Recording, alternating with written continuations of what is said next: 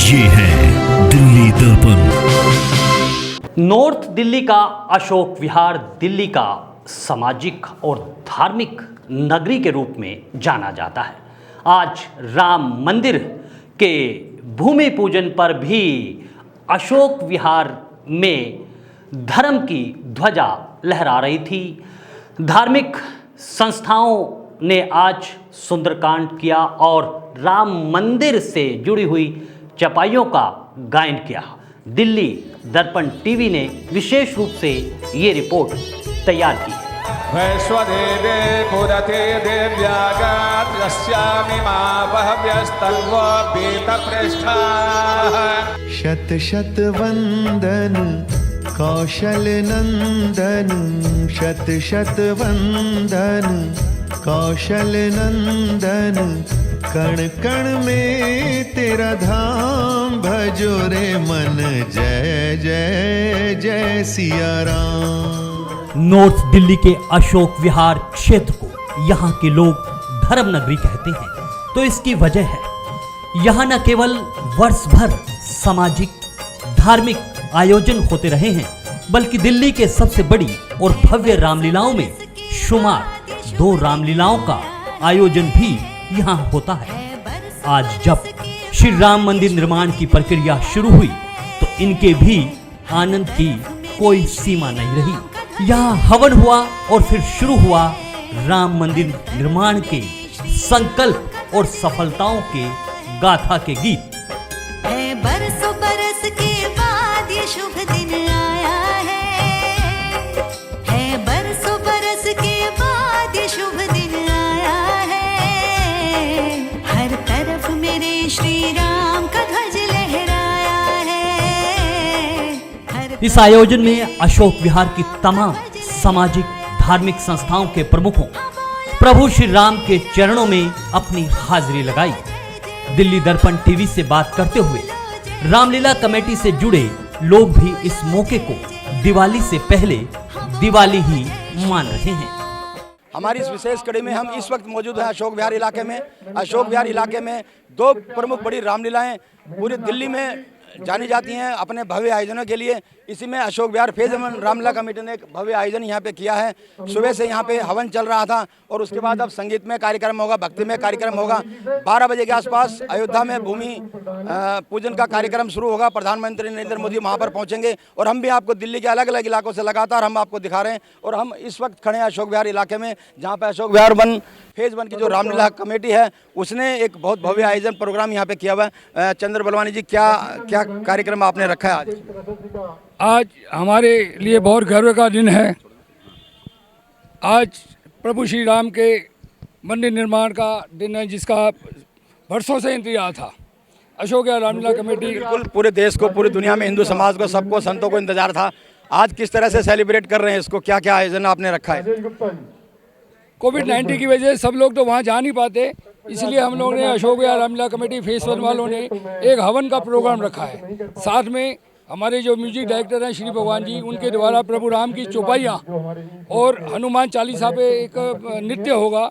और ये अशोक विहार निवासियों के लिए, क्योंकि हर चीज़ को डिस्टेंस को रखते हुए हम लोगों ने ये प्रोग्राम रखा है। लिमिटेड आदमियों में 100-125 आदमियों में ये प्रोग्राम है और भव्य रूप से अशोक विहार फेज 2 रामलीला के पदाधिकारी भी यहीं पे हैं। हम सब लोगों ने मिलकर इस प्रोग्राम को आयोजन किया है। तो बिल्कुल अशोक विहार फेज 2 की आदर्श रामलीला कमेटी ने थीम भी रखा था। पिछली बार रामलीला कमेटी को ये पूरी भरोसा था कि इस कार्यकाल में, इस साल में मंदिर निर्माण की प्रक्रिया शुरू हो जाएगी और वो शुरू हो चुकी है। प्रधान अशोक गर्ग जी हमारे साथ मौजूद हैं।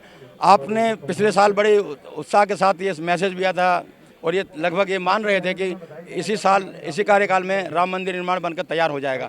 तो लगता है कि राम भक्तों की मनोकामना पूरी हो रही है।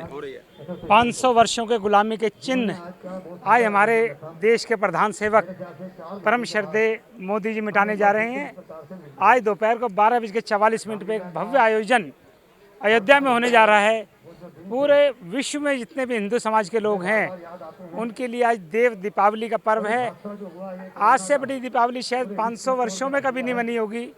जो आज एक कलंक जो हिंदू समाज के माथे पर था, जहाँ एक आक्रांता बाबर ने कब्जा कर लिया था हमारे मंदिर को ढाकर।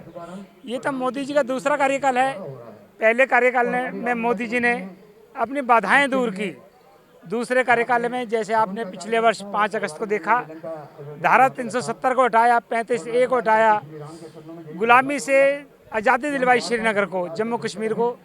आज भगवान श्री राम के मंदिर का निर्माण होने जा रहा है और हमें पक्की आशा है जो मोदी जी का अगला कार्यकाल होगा, काशी विश्वनाथ और मथुरा दोनों मंदिर भी हमें मिलेंगे। वहाँ भव्य निर्माण मोदी जी के अगले कार्यकाल में होगा। जो पार्टियां पहले जय श्री राम करने से डरती थी, कल आपने विभिन्न चैनलों पे देखा होगा, वो डर के मारे हिंदू लोगों के कहने लगे जय श्री राम। कल से उन लोगों ने शुरू किया। आपको लग रहा है कि अब इसी कार्यकाल में हो जाएगा? अब क्योंकि 1 साल ही हुआ है, 4 साल बाकी बचे हैं, लगभग काम मंदिर निर्माण का पूरा हो जाएगा, एक सपना पूरा होगा। ये VHP की टीम है, पूरा संगठन संघ का लगा है मोहन भागवत जी की अगुवाई में। जो तीसरी दीपावली होगी 2023 की, हम राम मंदिर के दर्शन कर रहे होंगे स्वामी जी आपके साथ। तो बिल्कुल बहुत उत्साहित है और साध्वी ऋतंबरा जी भी वहाँ पे पहुँच रही हैं। किस तरह का वातावरण है? आपको क्या लगता नहीं कि हमें वहाँ होना चाहिए था और अफसोस है लेकिन हम जा नहीं पा रहे? भव्य वातावरण है, हमें भी होना चाहिए था, लेकिन कोरोना की वजह से बड़ा मुश्किल काम है। और राम जी का काम है, राम जी करा रहे, बड़े धूमधाम से काम होगा और बड़े आनंद से काम होगा। दिल्ली का क्या हाल देख रहे हैं आप? जगह जगह दिल्ली में पूरा राममय वातावरण है। किस तरह का उत्साह है रामलीला कमेटी में? रामलीला कमेटी में अपने आज का जो अपने भूमि पूजन है उसके लिए पूरे देश में और अशोक विहार में बड़ा उल्लास है। जगह जगह प्रोग्राम हो रहे हैं और प्रभु राम का अपने ऐसा भव्य मंदिर बनेगा जो पूरा वर्ल्ड देखेगा और पूरे वर्ल्ड के लोग अपने उसके दर्शन करने आएंगे। और आगे जो रामलीला का कार्यक्रम है, मेरे को लगता नहीं है कि हमारे को परमिशनें मिलेंगी पार्क की जिससे कि हम रामलीला कर पाएं, ऐसी मेरे को उम्मीद कम लग रही है। नहीं, लेकिन एक बहुत बड़ा सपना था, पूरा हुआ है, खुशी तो होगी। वो जो हमारा हिंदुत्व का 500 साल का सपना था वो पूरा हो रहा है, इसमें कोई दो राय नहीं है। लोग बाग बहुत खुश हैं और अपने आज बिल्कुल दिवाली पर्व के रूप में बनाया जाएगा। जय श्री राम। बिल्कुल हमारे साथ पवार साहब भी मौजूद हैं। पवार जी, किस तरह देखते हैं इस पूरे सपने के साकार होने का?